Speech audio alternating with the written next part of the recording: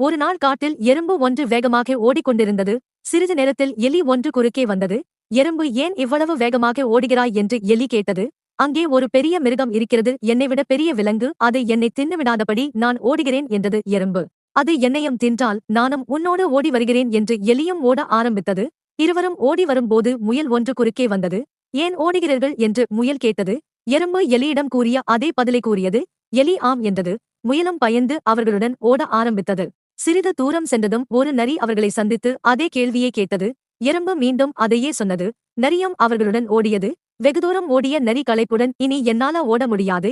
அந்த மிருகம் என்ன என்று கேட்டது. அது பெரிய எறும்பு, அது என்னை என்ன செய்யும் என்று பயமாக இருந்தது என்று எறும்பு சொன்னது.